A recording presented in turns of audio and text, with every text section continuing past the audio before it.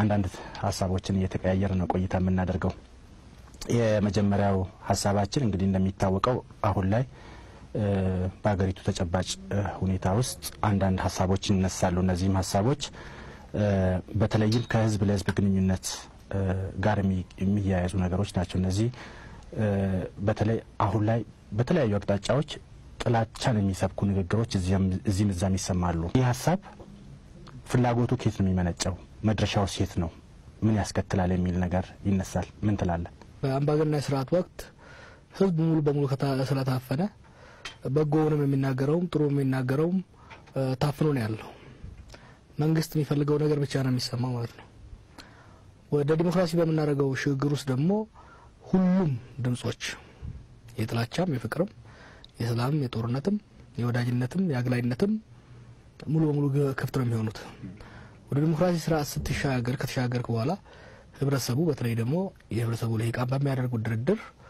የትኛው ንግግር የትኛው አካሄድ የታኛው አስተሳሰብ ነው የሚያዋጣው የሚል ስምምነት ይደርሳል የሶሻል ኮንትራክት ላይ ይደርሳል ፖለቲካ የኤሊት ቢዝነስ ነው የሊቃን ቢዝነስ ነው የሊቃን አለመስማማት አለመግባባት መጠራጠር በእነሱ ደጋፊዎች መካከል ወደ ግጭት ይተረጎማል የሊቃኑ ክፍተት መፍጠር ጥላቻን የሚሰብኩም ሆኖ ግጭቶችን የሚቀሳቀሱ ሰዎች በቀላሉ ወደ ስራ እንዲተረጎምላቸው ያደርጋል አንዳንድ ወገኖች የሚያነሱት ምንድነው ዲሞክራሲ ይሄን የሚያመጣ ከሆነ አምባገነንነት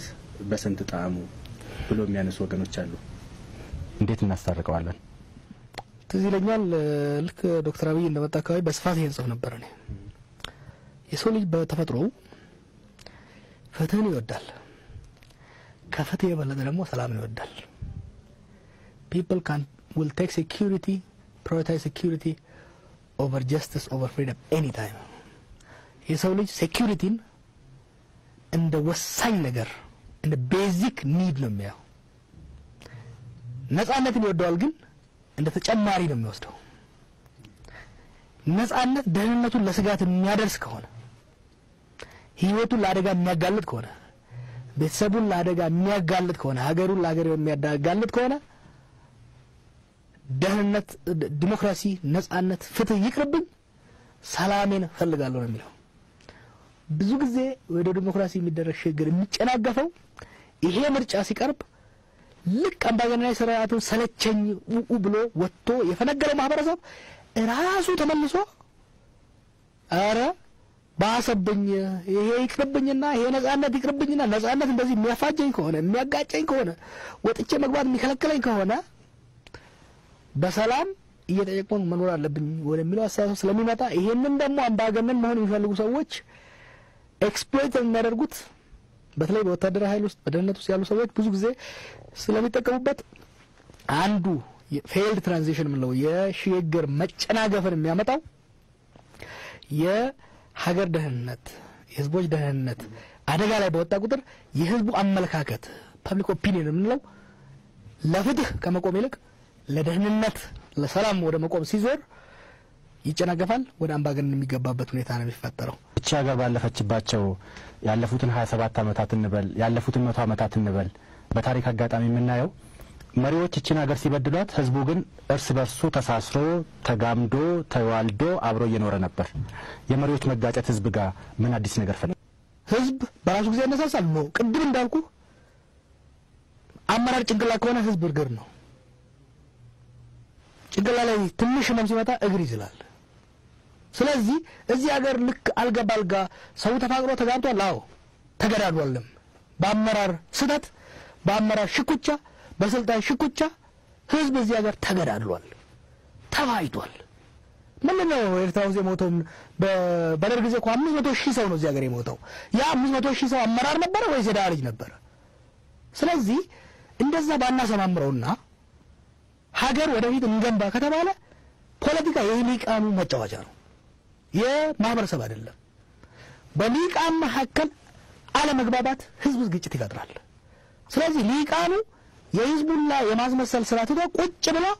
የስልጣን ጉዳይ ከሆነ ተደራድሮ የንብረት ጉዳይ ከሆነ ተደራድሮ ማስቀመጥ መቻል አለበት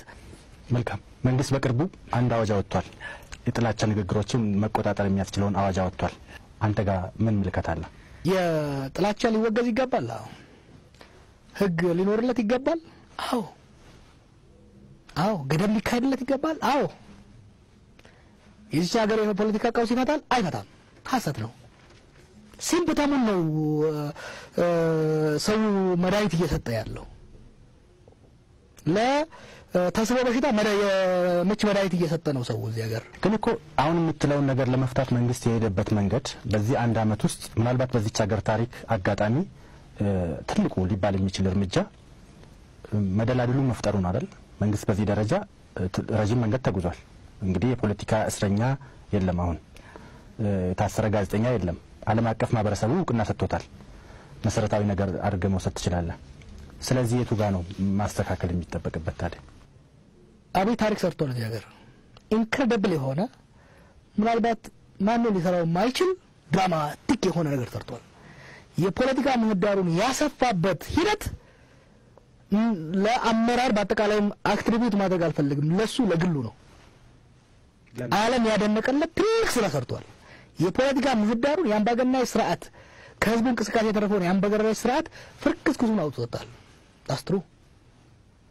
ያምባገነናዊ ስርዓትን ፍርክስክሱን አውጥቶ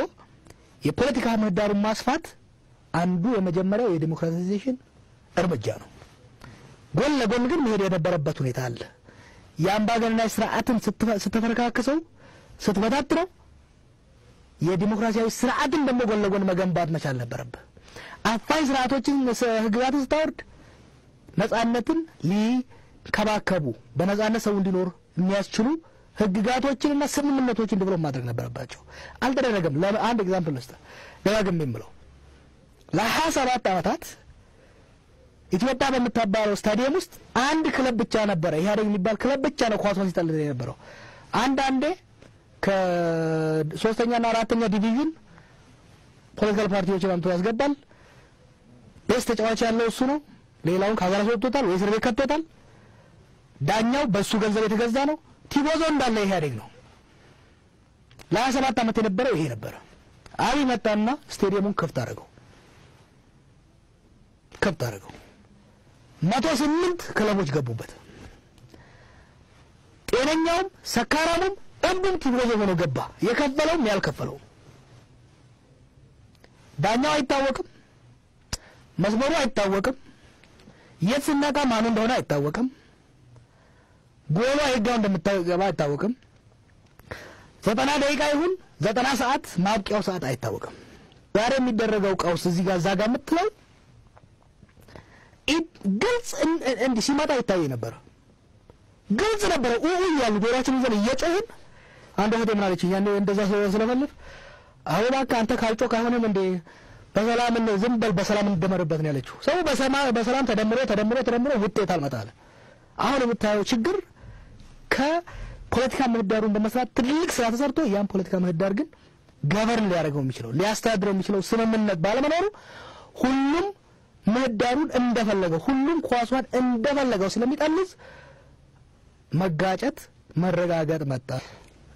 ሌላውን ማነሳው ጉዳይ በአንድ ፕሮግራም ላይ ከኦሮሚያ ሚዲያ ኔትወርክ እንግዳ አድርጌ ጋበዝኩኝ የሚዲያው ስራ አስኪያጅ አንድ ያነሱልን ሐሳብ ነበርና በዛ ሐሳብ ላይ ኦሮሚያ ሚዲያ ኔትወርክ በተለይ ባለሙያዎቹ በጥብቅ ዲሲፕሊን እንደሚመሩ በተለይ ሶሻል ሚዲያ አጠቃቀሙ ላይ ያለው ሙያዊ ስነ ምግባር ጥብቅ መሆኑን አንስተውልኝ ነበርና ይህ ጥብቅ መሆን ባለሙያው ሙያውን በአግባቡ እንዲተገብር አቅም እንደሚሆነው ስራውንም በትክክለኛው መንገድ መስራት እንደሚችል የሚያነሳ ሐሳብ ነበር ያነሱትና ይህ ገዢ ጥብቅ ዲሲፕሊን መመሪያ አንተ ጋር ግን ሲተገበር አይታይም ዋና ዳይሬክተር ነህ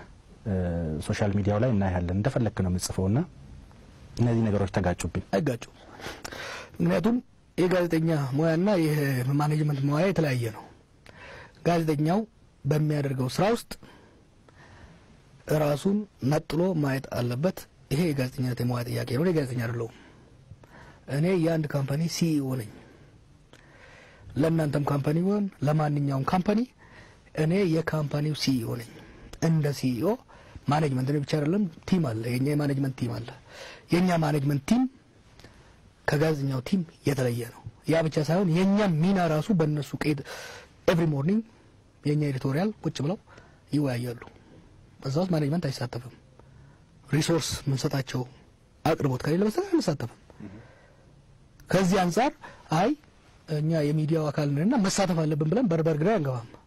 እሰይ መፕላይስ የሚዲያው አካል በሆናችሁ መሳተፍ ምን ለምን ይከለክላችኋል ምክንያቱም ሚዲያውን በበላይነት እየመራችሁ እስካላችሁ ድረስ አሁን ምንድነው የሚሆነው ኦዲየንሱ ጋር የሚደርሰው ነገር ነው ኦዲየንሱ ጋር የሚደርሰው ነገር ለምሳሌ ጀዋር መሐመድ የኦሮሚያ ሚዲያ ኔትወርክ ዋና ዳይሬክተር ነው ስለዚህ እሱ ዛጋ የሚያነሳቸው የሚያደርጋቸው ነገሮች በሙሉ እኔ አሁን በተጨባጭ ለመናገር ማለት ነው በዛ በውይይት ወቅት ስራ አስኪያጁ ያነሱልኝ ሐሳብ ወስጄ እንጂ አንተ ስለምጽፍ ሌላውም ጋዜጠኛ እንደልብ የሚጽፍ አድርጌ ነበር ወስደ ነበረው የሚጋጩ ነገር ስለሆኑ ማለት ምክንያቱም ፊት ለፊት ያለው አራያ መሆን ባልቻለበት ሁኔታ ታች ያለው ሰራተኛው በተለየ መልኩ ይሄን ነገር ተግባራዊ ያደርግ ብለው ተጠብቁ የዋህነት ስለሚሆን ያን ካደረክ ደግሞ ሌላ ያገመን ታነሳለህ መሰለህ ኤዲቶሪያል ውስጥ ለምሳሌ የማኔጅመንት እኔ ቶሌራ ሌሎች ብንገባ ኢንፍሉዌንስ አደረጉ እናንተ በኤዲቶሪያል ስብሰባ ላይ የገባችሁ ይሄን ተናገር ያን ተናገር ይያላችሁ ጫና ፈጠራችሁ የሚል የራሱ የውስጥ ፕሮቴስት ይፈጥራል ከዚህ አንፃር ይሄንን ለረጅም ጊዜ በድርጅታችን ውስጥ ተወያይተንበት የማኔጅመንት ኮድ ኦፍ ኮንዳክት አለ ያጠቃላይ የሰራተኛ ኮድ ኦፍ ኮንዳክት አለ የማኔጅመንት ኮድ ኦፍ ኮንዳክት አለ የጋዜጠኞች ኮድ ኦፍ ኮንዳክት አለ የኤዲተሮችም አለ በዚህ አንፃር ነው የምንሄድበት ይሄን የሚናገሩት ደግሞ በቃ ጀዋር መሸበብ ስለከበዳቸው ምን ችግር የለውም አሁን ከሲኢኦ ትቼ ጋዜጣም ቢሆን አሪፍ የሆነውን ስራ መስራት ይቻላል እሱ ችግር የለውም ይሄን ለሚሉ ሰዎች ታውት አትልፉ ይሄን ሰውዬ መሸበብ አይቻልም አይጠቅምም ደግሞ ለዚች ሀገር አይጠቅምም ለዚች ሀገር የሚጠቅመው እንደኔ አይነት ሰዎች ልብ ብለው ቢያዳምጡ የሚጠቅም ሐሳቦች አሉ ቅድም ያልኩ አንፃር ነው ሰዎች ለወይምን አስበው አይደለም ወይኔ የምናገረው ነገር ህዝብን ስለሚጎዳ አይደለም ያን የሚሉት ለምን እኛም ማንወደው ነገር ተናገረ ለምን ሚሊዮኖች ያዳምጡታል ስለዚህ እንሸብበው ነው ስለዚህ እንደሚያውቁት ነገር ይሄ ነው ሰውን አንሸብብ በቃ ሰው ይናገር ይውጣለት ምናልባት አንተን ቃል ይዘው ይሆን እንደ ጀዋር አንዳንዴ ሳስበው ካሁን በፊት ፍትናገራቸው ከነበሩ ነገሮች የትኛውም ፖለቲካ ፓርቲ አባል አይደለሁም የትኛውም የፖለቲካ ፓርቲ ውስጥ ምንም አይነት ኢንጌጅመንት የለኝም ፓርቲ ያለመመስረት ይቆጭ ይሆን ለራሱ ቃል